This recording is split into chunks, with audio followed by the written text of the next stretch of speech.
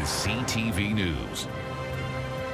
Good evening and thank you for joining us. I'm Travis Fortnum. If you know someone who's been hit hard by the flu lately, you are not alone. Even with the expected peak of the flu season a ways away, cases are surging and causing issues at hospitals. We begin tonight with CTV's Annie Bergeron-Oliver. The flu hits every year, but the strain of influenza A circulating now is hitting harder and faster than ever. Well, it causes a severe pneumonia that can cause the lungs to break down. There can be a secondary bacterial infection. There can be widespread infection known as sepsis. Doctors say severe complications are rare, but nationally, flu-related hospitalizations are increasing, especially in kids 4 or younger and among those over 65. In Ontario alone, new ICU admissions are up 127%, with confirmed flu cases up by 150%. In Nova Scotia, like elsewhere, doctors are preparing for a surge in cases, especially among kids around the holidays.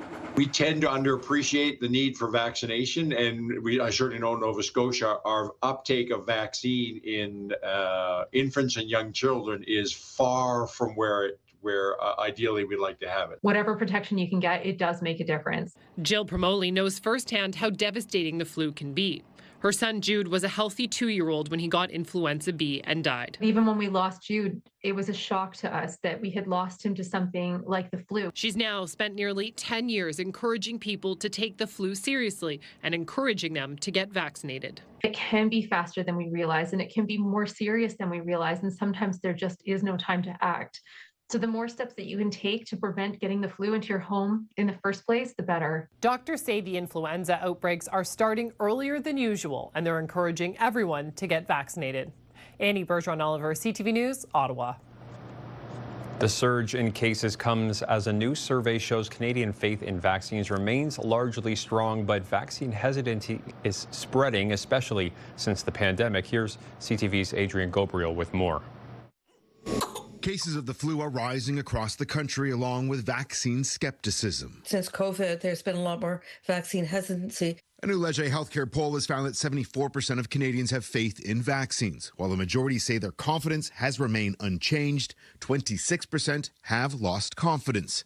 The report says that healthcare providers have identified misinformation as one of the key drivers of vaccine hesitancy. We have work to do. The politicization of vaccines has caused an enormous amount of damage. You're seeing the worst examples of that now in the United States. In September, a newly appointed federal advisory panel stateside installed by U.S. Secretary of Health Robert F. Kennedy Jr. passed a vote recommending that children under 4 no longer receive an all-in-one vaccine for measles, mumps, rubella, and chickenpox. North of the border, some doctors believe we're seeing the erosion of hard-fought public health gains. A lot of CDC has been dismantled, and you have people who are in charge of vaccination programs that are anti-vaxxers.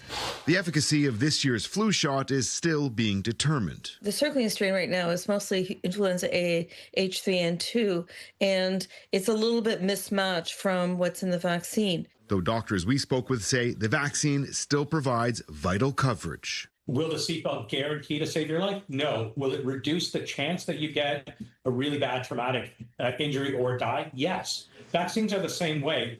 Healthcare professionals are urging Canadians to get out and get their flu shot, with many predicting the worst of this influenza season is still on the horizon.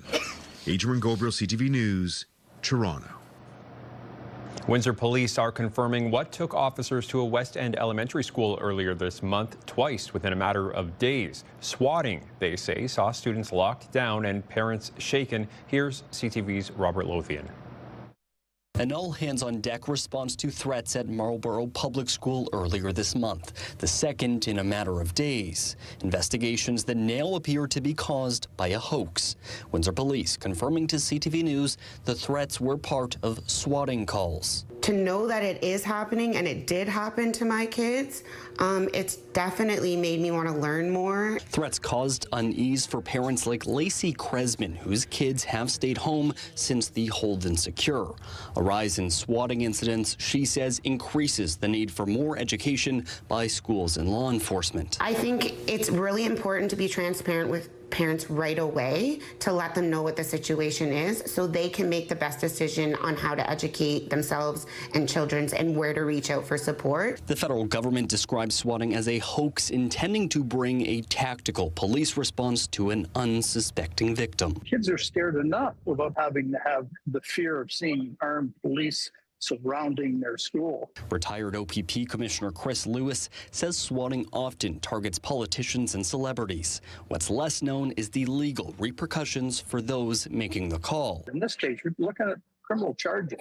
You're looking at going to jail. You're looking at not being able to cross the border anymore. You're looking at potential inability to get jobs and maybe attend universities. Strain also spreads to first responders. President of the Windsor Police Association, Kent Rice, says resources are limited and responding and investigating fake calls takes time. There's other emergencies going on now from this hoax. We've taken people who legitimately needed police resources and service, and we could be putting them in danger over this. Preparing for a dangerous incident, Rice says, is already taxing on officers mentally preparing for the worst. With each swatting response, he feels it risks eroding public trust. They're like, why are you responding like this? We have to ensure everybody's safety. That's our mandate, and it's what we're required to do by law. So until we can verify that it's completely a hoax, we still have to investigate the matter. Robert Lothian, CTV News. The province has cut a new check to Chatham-Kent. The money is part of a $4 million spend for 9 municipalities aimed at enhancing emergency preparedness for legacy gas or oil wells. It was a little over 4 years ago such a well led to an explosion in the heart of Wheatley. As part of the funding, Essex County will also receive some money. A suspicious fire that destroyed a vacant building in Windsor is stirring memories of a restaurant. The former Paradiso Spaghetti House closed decades ago, but for one local family, the loss of that building has reopened a powerful chapter of Windsor history. CTV's Chris Campbell reports. Fire investigators are unable to determine what sparked the blaze at this vacant Mercer Street property, a building that had sat empty for years. But long before the flames, it was known as the Paradiso Spaghetti House, a family-run restaurant which opened during the Great Depression by Tony and Anna Montello. They were housing soldiers during the war, making sure that nobody went unfed or unhomed during that time. So they would sleep in the few rooms in the back of the house and rent out the whole front, all the while running the restaurant on the main level with their Windsor famous spaghetti sauce. The Montellos lived upstairs, cooked downstairs, and became known for feeding anyone who walked through the door, including neighbors struggling through hard times. My mother used to tell stories about bringing big pots of pasta down to the houses and the neighbors when they were underfed. The restaurant closed in the mid-1960s, but stories of famous diners and late-night meals lived on, especially within Windsor's Italian community. It was very interesting to me as a young person to hear that famous athletes would dine there. And I mean, there was even rumor about some famous gangsters who would go there and have some of my nonno's Calabrese tea, which was wine. He was known for his bootlegging skills, as well as having the pasta house. The property hasn't been in the family for years and was never formally designated as a heritage site. Kavanagh says watching it decay was difficult, but seeing it destroyed has been especially painful. I was very sad. Instantly, my cousins and I, who are very close, all were messaging one another, and there were a lot of tears and sadness.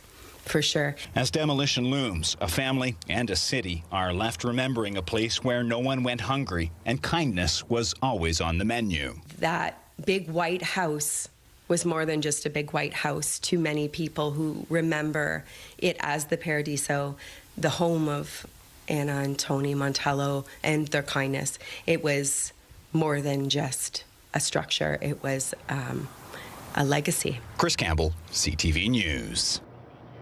It was a big day for generosity in the city. The Downtown Mission served up its annual community Christmas meal in the afternoon, and come dinner time, the dining room was full again as a local organization served up meals. It's a way for us to give back to the community, to serve the community, get the youth involved in these sorts of activities. Members of the Ahmadiyya Muslim Youth Association delivered 100 warm meals to the Windsor downtown mission today. It's part of a nationwide initiative called Holiday Dinner on Wheels, taking place in communities across Canada. Organizers say the goal is twofold, helping people in need while getting young people involved in hands-on community service and learning the value of giving back during the holiday season. And the mission says help is always welcome. The need is very high. Our clients are in constant need. They're always hungry. They're always in survival mode. So if ever there's someone that can reach out a hand, give them anything, any sort of warmth, any sort of comfort during this time, especially because they don't have any support. A lot of them have lost access to communities, families, like just friends in general. So having people like anyone in the community to show kindness goes a very long way for them. You see these homeless in the cold, and it breaks my heart. We could do so much. Why you have 10 scarves in your drawer when you could give them out to those in need? That's the motivation behind this campaign, spearheaded by YQG Green. They collected winter items for the Windsor Youth Center and the downtown mission. YQG Green is a group of small business owners, social enterprises, nonprofits, and community-based organizations that promote environmentally and socially sustainable practices. Meantime, another group got started delivering meals right to folks in need. Hello, Bruce. Hello. Hi, it's Dave with Heart to Home Meals with your delivery. Okay, come on in. Thanks, Bruce. Some of our seniors are homebound, and some have mobility issues. I know a meal isn't going to change their life. If they don't have anyone, it's nice to be that someone. Heart to Home and EMS paramedics have teamed up to make sure seniors and those in distress aren't forgotten during the holiday season. They say they'll drop off more than 200 gift bags. That includes a breakfast, holiday dinner, and dessert. EMS will reach out to Heart to Home if they feel a patient could benefit from a warm meal free of charge. People who, recently had trauma or just got out of the hospital and need a little extra help. It's just fantastic to give something back, and make people feel special at Christmas. We've been out here now for 130 days, so it's greatly appreciated during holiday seasons that people would still like to bring us out some food. We greatly appreciate it. Titan tool and die workers still locked out took a break from picketing in the cold to sit down and enjoy a hot meal. Tecumseh Deputy Mayor Joe Bacchetti dropped off a pasta dinner from the Caboto Club. Unifor Local 195 plant chairperson Randy St. Pierre says this is one of many gestures of support they've received. He says the 27 workers still don't know when or if they will return to work. It's disheartening that we're still out here with no end in sight. The company hasn't contacted us in the last month to go back to bargaining, so we're kind of just left up in the air during the holidays, but we've had great support from the community, and hopefully maybe in the new year maybe we'll get a contract. And a reminder tonight, if you know any kids looking to get in touch with Santa, you can give him a call. Maddie, what did you want for Christmas? For Christmas, I 1,000 really want a laptop that's able to have a game called Roblox on it. So you really, I know how many reallys were in there. Were there 8 or 9 reallys in there? Really want a laptop. Yeah. To play that one game. Yeah. AM 800's nightly Santa Talks is back, giving children a chance to chat live with Santa himself. It airs from 7 p.m. to 8 p.m. And honestly, if you don't know a kid who wants to call in, it's worth tuning in for heartwarming programming. Families can still call the station at 519-792-2559 to get on the line and talk directly to Santa Claus. CTV weather specialist Rita Ismail has your full weather details coming up in 2 minutes' time. So fun. I'm super excited about being able to play with them next year. And still ahead, she's still in high school, but already taking steps towards the next level. How one local basketball standout is getting a head start. CTV weather specialist Rita Ismail has our first look at the weather this evening. Thanks so much, Travis. Our high today, a balmy 8 degrees, well above what's normal this time of year, which is the 1 degree mark. And it was actually quite pleasant here in Windsor-Essex as we had a little bit of sunshine throughout the day as well. Didn't quite get to that record high, 13 degrees. That was back in 2006. Record low minus 20 in 1989. Now, as we head into the night, mainly clear conditions, but the clouds will increase quickly tomorrow morning. It's all ahead of a low pressure system that we are tracking, and it will bring in warmth with it, gusty, breezy winds, and along this warm front, our temperatures will climb again for your Thursday. Here's how the next 48 hours play out. So lots of cloud cover for your Thursday morning, and then the system quickly moving in. The first round will push through around 3 p.m. and becoming more widespread later in the day and into the night. Some embedded thunderstorms are possible, and then switching over to a rain-snow mix early Friday morning. The chance for some lake effect flurries to set up is there as well for your Friday afternoon. So a bit of a mixed bag of weather for your Friday, but tomorrow will be much like today, right up until about 4 p.m. We'll see the temperatures climb. The winds will increase, though. They'll be gusty out of the south, 40 to 60 kilometers per hour for your Thursday. The high tomorrow, 9 degrees. Again, that is above what's normal this time of year, but we will quickly tumble right back down to reality Friday morning. Minus 4 degrees, climbing to a high of minus 2. The chance of flurries is there for your Friday. Sunshine returns for us on Saturday. A daytime high of 2 degrees, and then minus 2 on Sunday. Mostly cloudy conditions, holding on to that pattern Sunday through to Tuesday. The chance for some flurries is there, but the probability on the lower end for next week. Travis? Thank you, Rita. In provincial news, a dispute over where tens of millions of dollars of consumer recycling fees should go is one of the reasons Ontario's tire recycling program appears to be spinning out. CTV's John Woodward reports.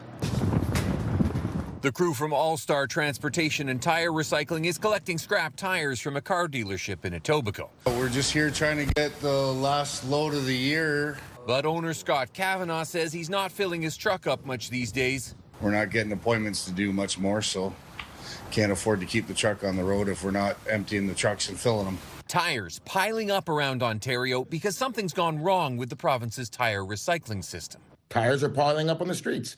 That's what's happening. Many of these tires have nowhere to go, in part because one of the bigger processors, E360, closed its Barrie plant and laid off about 110 people, said CEO Danny Ardolini. 2024, we're roughly owed around, I call it $35 million. We continued on for a full year without getting paid. But then we just couldn't do it anymore, so we had to stop. What's at stake here are the fees that consumers pay to recycle tires, fees that add up to tens of millions of dollars a year.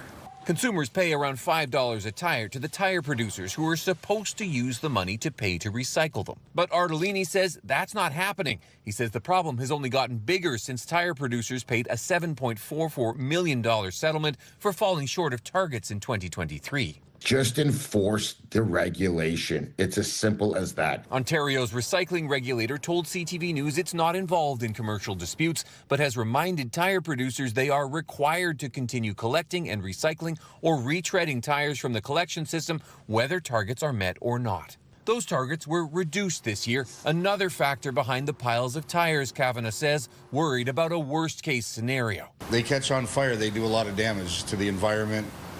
They're not easy to put out. Kavanagh is launching a petition to reform regulation of the tire recycling industry and hoping something changes because he says it's just going to get worse next year. John Woodward, CTV News. Opposition MPPs and community advocates are sounding the alarm over the latest step in the Ford government's revamp of Ontario Place. They say work is underway that could see raw sewage diverted into Lake Ontario after similar proposals faced pushback last year. We wondered what would come next. Would the government revise the sewage plan and come back with a better one based on the feedback it received? Not likely.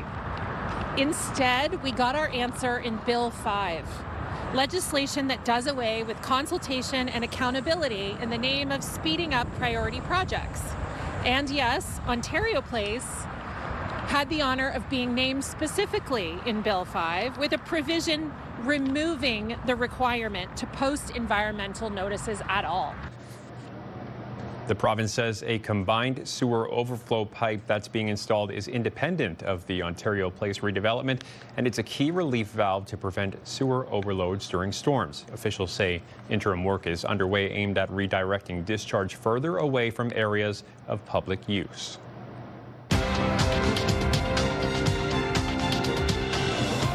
Canada's main stock index was down today on losses in the heavyweight financial sector. In Toronto, the TSX lost 14 points, and in New York, the Dow fell 228, while the Nasdaq dropped 418. The Canadian dollar is down 1/5 cent today, and on commodity markets, gold gained more than $41 an ounce, and oil gained 63 cents a barrel. CTV News Windsor has launched a newsletter helping you start your day with the latest local news. By signing up, you'll get direct local content straight from CTV Windsor to your inbox, including top stories, the forecast, and videos. You can sign up at ctvnewswindsor.ca. The Windsor Spitfires are looking to steady things heading into the holiday break. Windsor picked up a 6-3 win in Peterborough to open last weekend's road trip, but couldn't keep the momentum going. The Spits dropped a 4-3 decision in Kingston and a tight 2-1 loss in Ottawa. Those results allowed Flint to move past Windsor atop the Western Conference standings, while the Spits also slide out of the weekly rankings. Windsor now turns its attention to a bounce-back opportunity at home tomorrow night against the Sioux Greyhounds. You know, we got to find a way here against the Sioux to find a happy combination of good defensively and generating a lot more offense. Going to be excited. It's a big game. Can't be looking forward to the break just yet. We got one more super important game, and I think the first half went pretty well overall. There's also a busy stretch ahead for the Lakeshore Canadians before Christmas. The Canadians have 3 home games left before the holiday break, though only 2 will actually be played in Lakeshore. The third is becoming a tradition, the team's annual outdoor game at Lansbury Park on Ottawa Street.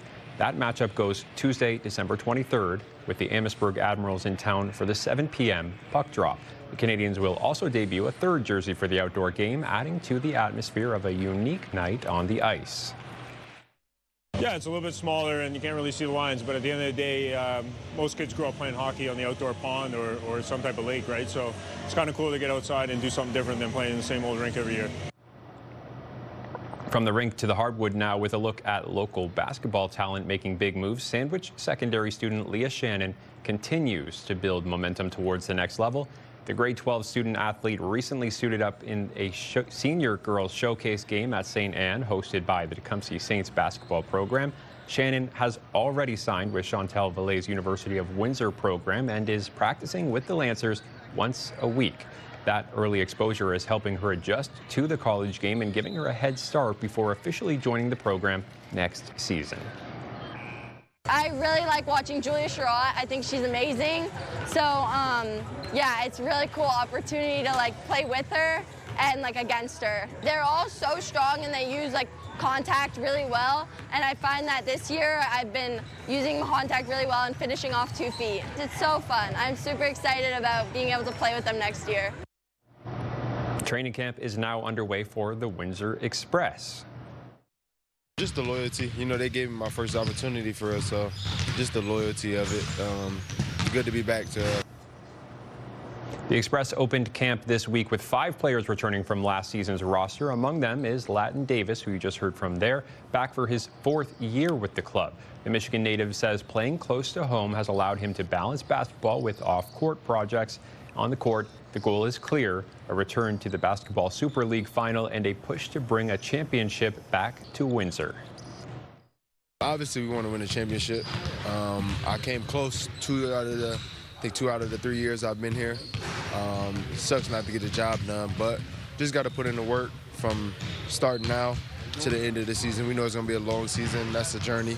We're not thinking about that right now. We just want to go forward, keep taking big steps. Discussion here at Windsor City Hall. Windsor's top stories. A major project is about to get underway. Breaking news alerts. Severe weather is a possibility. And watch live. Good evening and thank you for joining us. Download the CTV News app.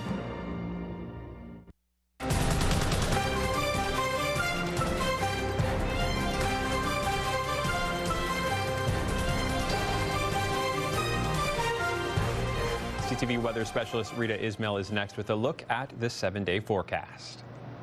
Travis, we're expecting our temperatures to climb to a daytime high of 9 degrees for your Thursday. That's all thanks to a low pressure system that is pushing through in the next 12 hours. We will deal with that warmth and gusty winds for Thursday. The rain expected in the evening, late day tomorrow, overnight into Friday morning, switching over to flurries. Possibility is there as our temperature drops in behind that weather maker on Thursday. Saturday looks to be the better half of this weekend for us here in Windsor. Mostly cloudy on Sunday. The temperature drops back down to -2 next week. We're climbing right back up to 4 degrees by Tuesday, and there is a slight chance for some flurries for Tuesday into Wednesday morning. But overall, the forecast, a bit of a roller coaster ride, Travis, as we go from 9 to -2 for your Friday. Thank you, Rita. Finally tonight, CTV Windsor's sports guru Bob Belichico spends a lot of time talking to local athletes, and when he caught up with them this week, he asked about some of the traditions they'll be taking part in over their holiday breaks. Here's what they had to say. Usually my family comes over to my house, my grandparents, we open presents together, and then next day we go to Florida for a couple days. What do you do for Christmas usually? My family goes to Frankenmuth, go skating, have a big meal. That's fun, just hanging out with the family. I go out to eat with both of my sides of my parents, and we get a big get-together. We don't really get together a lot, so during the holidays, it's good to see them. I look forward to mac and cheese. That's always my favorite thing on Christmas. I think my grandma makes it, and it's always really good. Definitely my Aunt Carrie's stuffing. I love that. Favorite Christmas gift I ever got? Probably getting a hockey stick Christmas Day. What kind of stick was it? CCM. Probably last year's surprise vacation, my family and friends.